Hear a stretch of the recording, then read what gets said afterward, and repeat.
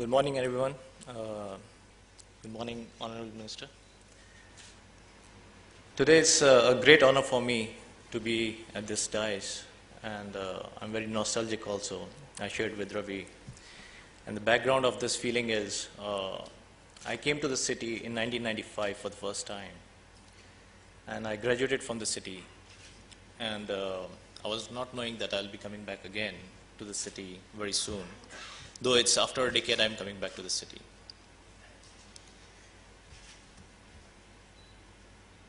I think this is a great platform which is being promoted by digital learning. While I was away for 15 years from India, I was in Japan. I was studying there and then started my own business. I worked there, and recently I came back to India. So with this little background, and then the subject, what we are going to talk today and what we have been talking so far, I'd like to stick my observation and my comments and my suggestions and my knowledge with respect to the state education system that is Madhya Pradesh, the state which is very close to my heart and the center of the country and the heart of the country also.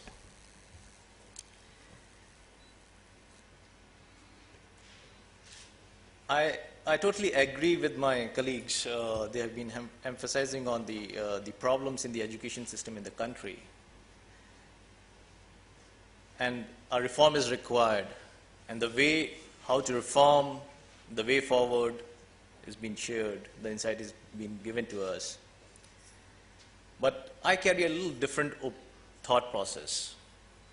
The problem in the education system was not there, is not still there, and it will not be there in this country.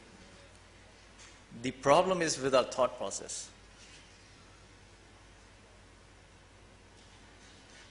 For example, a point highlighted by one of our colleagues, that there's a great numbers he shared about the absence from the classes and the technology required to take care. Definitely it's required. Technology is required to improve those numbers. But where is the original problem? Why the students are not going to the classes? Why we are not able to attract the students? Are we really attracting the students? These efforts were put in maybe 20 years back also by the government and by the private sector. And we are trying today also the same thing. So the fundamental problem, what I feel, if I put myself and I go back 15 years back when I was studying here, I also used to skip classes. And today also students are skipping classes. The motivation factor which is required for students to stay back in classes is something which is required. That is the subject of their interest. One very common problem with the Indian education system or Indian system is like, again I'll give my example. My grandpa wanted me to be a politician. My father wanted me to be a civil administrator, and my mother wanted to be an educator.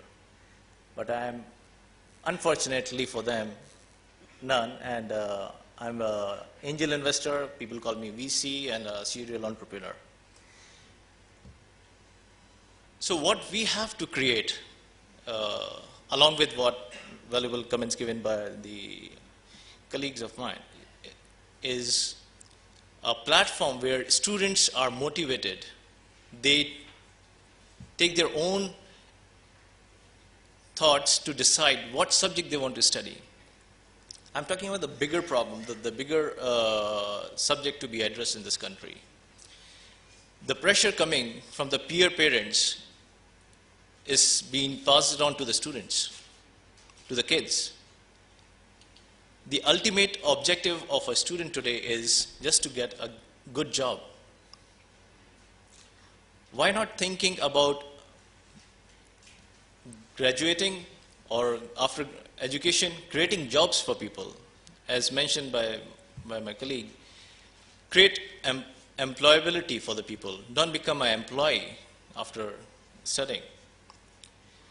That's something which we have to focus, and I think each state in this country has to focus on that subject. The second biggest problem is the reach of the existing education system, which is prevailing for over decades, over centuries, I think. The reach is not there. I feel proud to be a student from Indore. I went to Tokyo University, did my master's under a very famous professor. He's known for his technology, the ubiquitous technology. But I've never been to IIT here. I've never been to IIM here. So I used the same education system which was available in the country with no new methods to learn. It was the same. So what I'm trying to say is the education quality is good. It's important for us to innovate the way we should impart the education today to the students. We are talking about we have to maintain a benchmark of a GDP of 9, which we are failing again and again, which is bringing us back to the industry side, that we have to cope up, we have to be highly productive, more extra work is required to, more extra hours are required to work, and hence it's building a kind of a social pressure at the employment side, which is creating another problem. That is the third problem, is the employability, and which has been originated from the mechanism of educating the students, the future employees. So the reach, how we can achieve that, it's the only way is the technology.